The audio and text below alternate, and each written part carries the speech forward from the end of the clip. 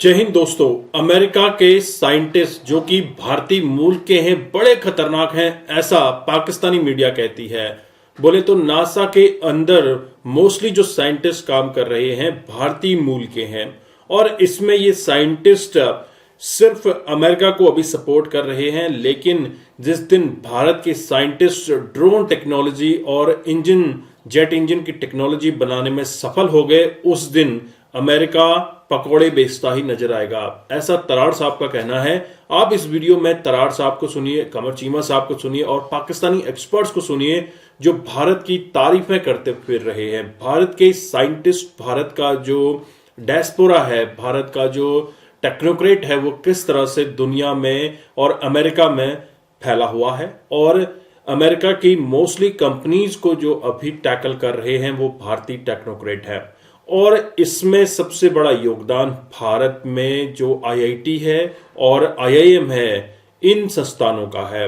भारत के आईआईटी में एडमिशन मिलना मुश्किल है, लेकिन एमआईटी जो कि अमेरिका की बहुत बड़ी यूनिवर्सिटी है, वहां पे एडमिशन मिलना आसान है।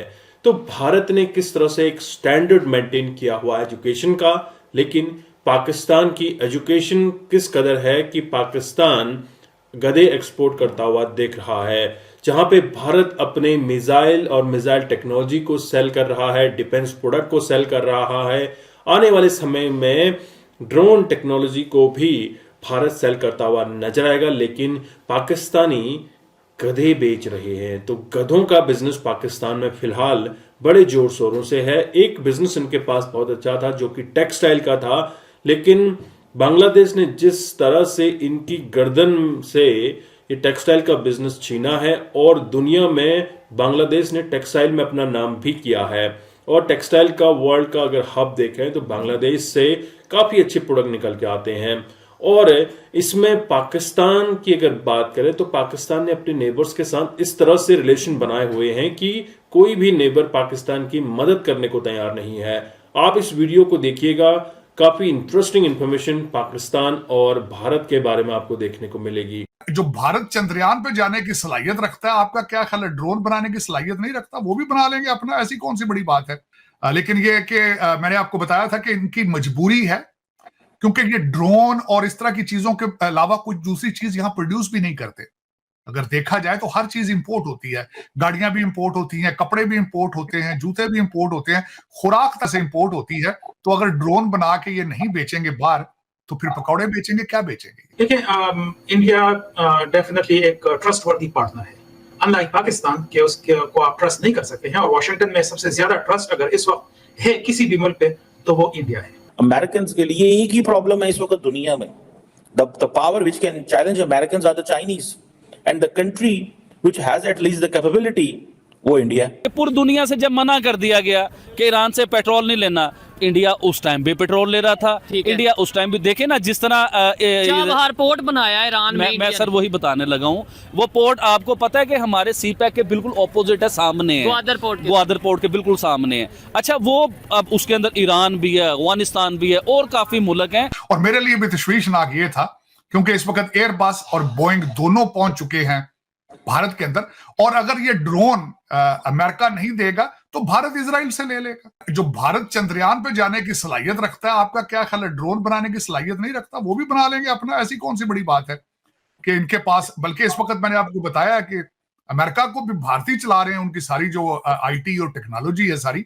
अगर आप कभी गौर फरमाए नासा के ऊपर, तो नासा के अंदर सब के सब भारतीय निजात इंजीनियर है उनके पास।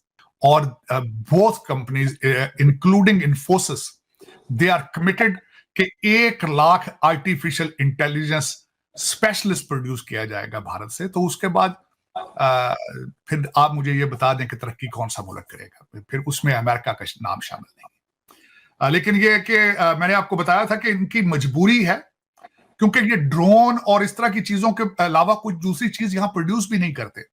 अगर देखा जाए तो हर चीज इंपोर्ट होती है, गाड़ियां भी इंपोर्ट होती हैं, कपड़े भी इंपोर्ट होते हैं, जूते भी इंपोर्ट होते हैं, खुराक तक से इंपोर्ट होती है। तो अगर ड्रोन बना के ये नहीं बेचेंगे बाहर, तो फिर पकौड़े बेचेंगे, क्या बेचेंगे? इनके पास कोई और प्रोडक्ट नहीं है इसके अलावा। पाकिस्तान की मीडिया में ये बताया जा रहा है कि इंडिया सपोर्ट कर रहा है जी ईरान को पाकिस्तान के शुएब भाई, ये तो सरासर प्रोपेगेंडा और गलत बात है। देखिए जो जेन्युइन बात है ना, रियलिटी को सामने लेके आओ, क्यों डरते हो आप? ईरान को आप ये कहना चाह रहे हो या मीडिया ये कहना चाह रही है कि ईरान और इंडिया के रिलेशन इसलिए बेहतर हो रहे हैं कि ईरान ने पाकिस्तान पे अटैक कर दिया, ये मकसद है ना कहने का। हाँ, ये और भाई साहब मैं आपको बताता हूँ, अपनी गलतफहमियां पहले दिमाग में से निकालिए। ईरान से इंडिया उस टाइम में पेट्रोल ले रहा था कि जब पाकिस्तान का कोई कॉन्सेप्ट नहीं था और पूरी दुनिया ने मना कर दिया था ईरान से पेट्रोल लेने के लिए। अमेरिका ने मना किया था पूरी जी सर, दुनिया मैं मुख्तलिफ तरीके से बताता होता हूँ ठीक है। कि पूरी दुनिया से जब मना कर दिया गया कि ईरान से पेट्रोल नहीं लेना, इंडिया उस टाइम भी पेट्रोल ले रहा था। ठीक है। इंडिया उस टाइम भी देखे ना जिस तरह चाबहार पोर्ट बनाया ईरान में मैं इंडिया सर ने। वही बताने लगा हूँ। वो पोर्ट आपको पता है कि हमारे सी पैक के बिल्कुल ऑपोजिट है, सामने है। ग्वादर पोर्ट के बिल्कुल सामने है। अच्छा वो अब उसके अंदर ईरान भी है, अफगानिस्तान भी है और काफी मुल्क हैं और बड़ा ही आउटस्टैंडिंग किस्म का वो पोर्ट बन रहा है। अच्छा वो क्यों बन रहा है? वो पाकिस्तान की वजह से बन रहा है। पाकिस्तान के साथ तो आज ईरान के मसले खराब हुए हैं ना। ठीक है। ये तो इंडिया के प्रोजेक्ट कई सालों से चल रहे हैं उनके साथ। ठीक तो है। ये फजूल की बातें। अभी मैं इंडियन नेवी को और इंडिया के लोगों को जो अप्रिशिएट करना चाहूंगा कि देखिए जिस तरह इन्होंने इंसानी जानें बचाई। जबरदस्त देखिए जबरदस्त, सर, ये बड़ी हिम्मत वाली मैं- बात है कि आप पाकिस्तान में खड़े होकर इंडियन नेवी को अप्रिशिएट सर- कर रहे हैं, लेकिन इसके ऊपर किसी के पास लॉजिक नहीं होगा। क्या उन्होंने वाकई में इंसानों की जानें नहीं बचाई, और वो भी मुसलमानों की? ईरान के जो क्रू मेंबर थे, इसके ऊपर तो कोई आप में से ब्लेम भी नहीं कर सकता पाकिस्तान से कि भाई आपने इंडिया के फोर्सेस की तारीफ कर दी। आज मैं इंडिया के, देखिए मैं पूरी ऑडियंस को, पूरे पाकिस्तान को बताना चाहूंगा, पूरी दुनिया को, हम सिर्फ इंडिया की तारीफ नहीं करते, जो कुछ कर रहा हो हम उसकी तारीफ करते हैं। ठीक है। अभी आज ये पाकिस्तानी फोर्सेस के ऊपर सर, हम पाकिस्तानी फोर्सेस की शुरू में हमने बताया है कि जिस तरह बलूचिस्तान वालों के साथ हो रहा है, लेकिन जहां उनकी तारीफ है हम वो भी करेंगे। ये मुस्लिम वाला कोई चक्कर नहीं होता, ये हम लोगों ने बनाया हुआ है, ये हमारे मीडिया ने बनाया हुआ है, ये हमारे मस्जिद के मुल्लाओं ने जुम्मे वाले दिन बनाया हुआ है जो ये खिताब मुस्लिम देते उम्मा। हैं। देखिए मुस्लिम उम्मा वाला कोई चक्कर नहीं है, ये सब झूठ है। आप सऊदी अरेबिया को ले लीजिए, ठीक है। आप ईरान को ले लीजिए, आप यूएई को ले लीजिए, अभी आप सऊदी अफगानिस्तान बांग्लादेश को ले जी लें। अफगानिस्तान बांग्लादेश को भी ले लीजिए। अब ये सब मुस्लिम उम्मा है ना, हम इनके ठीक, बीच में हैं, ठीक। ये हमारे साथ साथ ही हैं सभी। अब मुझे बताएं कि कितने मुल्कों के मैंने नाम लिए हैं, हमारे पाकिस्तान के इन मुल्कों में किस किस मुसलमान के साथ रिलेशन बेहतर हैं, कौन से मुल्क के साथ बेहतर ये है? मैं- एक सेकंड सर, एक सेकंड ठीक है। थोड़ी सी बात शुएब भाई ठीक है। कंप्लीट होने ठीक है। दें, उसके बाद आप बोलिए। जरूर। देखिए अफगानिस्तान के साथ हमारा पंगा, बांग्लादेश के, ओए होए बांग्लादेश का नाम जेल में आ गया। अभी बांग्लादेश के लिए 5 मिनट आप मुझे दीजिएगा, मैंने बांग्लादेश के ऊपर ठीक, बातें करनी ठीक है। है। बांग्लादेश के साथ हमारा पंगा है, उसके बाद ईरान के साथ हमारा पंगा हो गया। मतलब ये है कि अभी सऊदी अरेबिया में देखें कि मक्का में, मदीना में सॉरी, इंडिया की एक खतून जो वजीर थी जी। वो मदीना शरीफ गई। ठीक है। तो मकसद ये है कि सऊदी अरेबिया और ये जो सारे मुल्क है ना, इन्हें अब समझ आने लगी हुई है कि दुनिया है दुनिया। जो हम देख रहे हैं कि अब काफी अरसे से जो यूएस है वो इंडिया को अपना एक बड़ा स्ट्रॉन्ग पार्टनर कह रहा है और बड़ी ही क्लोजनेस नजर आ रही है। तो हम देख रहे हैं कि इंडिया की प्रेजेंस जो है वो रेड सी और अरेबियन सी, और वहां पर जो हुतीज है उन्होंने अपने वहां पर शिप्स भी भेजे हैं, वहां पर बहुत ज्यादा स्ट्रॉन्ग उनकी प्रेजेंस हो गई है।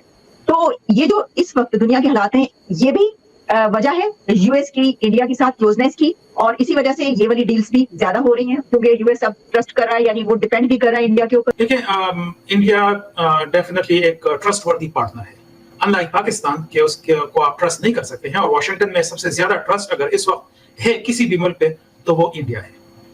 चाइना पे कोई ट्रस्ट नहीं है यूएस का, और रशिया ऑब्वियसली वो तो एक एनिमी है, एडवर्सरी है। और इस वक्त जो है वो बड़े पावर्स में सिर्फ और सिर्फ जो है वो इंडिया ऐसा मुल्क है जिस पे यूएस फुली वो रिलाई भी कर रहा है और ट्रस्ट भी कर रहा है। और ये जितने भी बायलैटरल जो एग्रीमेंट्स हो रही हैं, not only bilateral but multilateral जो एग्रीमेंट्स हो रही हैं, वो उसका एक हिस्सा है। तो उस सिलसिले में यूएस जो है वो फुली ऑन बोर्ड है। इंडिया के जितने भी आप इंडिया से मतलब कोई भी प्रपोजल आएगा तो यूएस जो है वो मतलब बहुत हैप्पीली और बाई पार्टिजन तौर पे।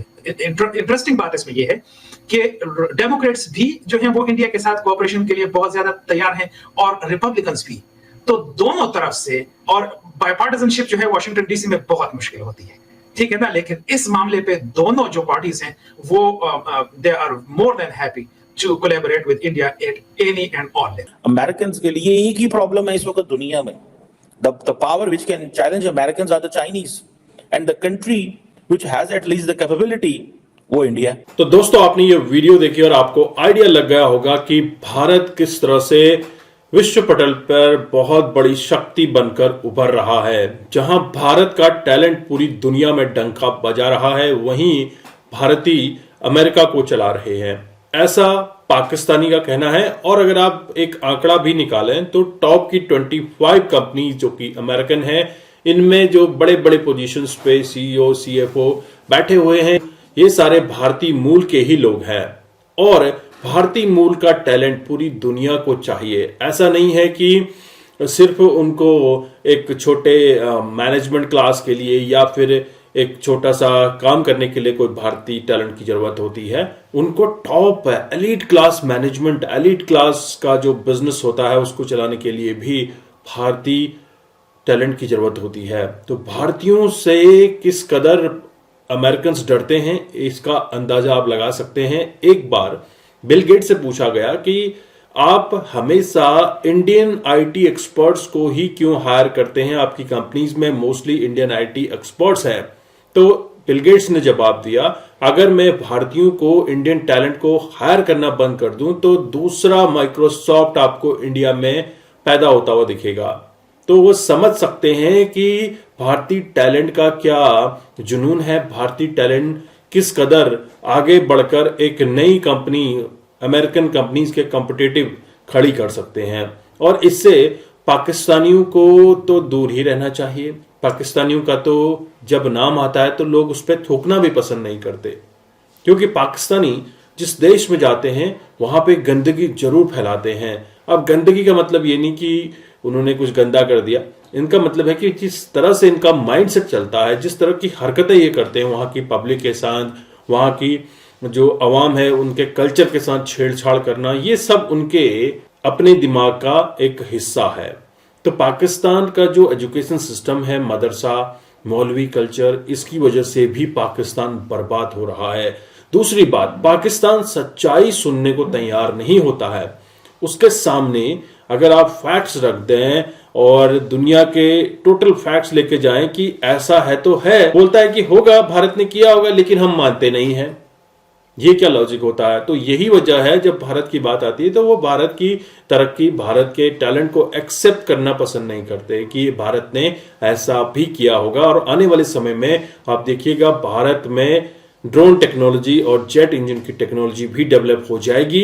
साथ ही साथ तराड़ साहब ने जिस तरह से कहा, अगर भारत चंद्रयान पर जा सकता है, चंद्रयान को डेवलप कर सकता है, तो क्यों नहीं ड्रोन टेक्नोलॉजी को डेवलप कर सकता है। इससे अमेरिका को खासा डर भी है, अगर भारत ने drone technology, jet technology develop कर ली तो उसको पकौड़े बेचने पड़ जाएंगे, क्योंकि भारत दुनिया में डिफेंस प्रोडक्ट एक्सपोर्ट करता हुआ नजर आएगा। आई होप आपने ये वीडियो एंजॉय किया। मैं आपको मिलता हूं नेक्स्ट वीडियो में, तब तक के लिए थैंक यू। जय हिंद, जय भारत।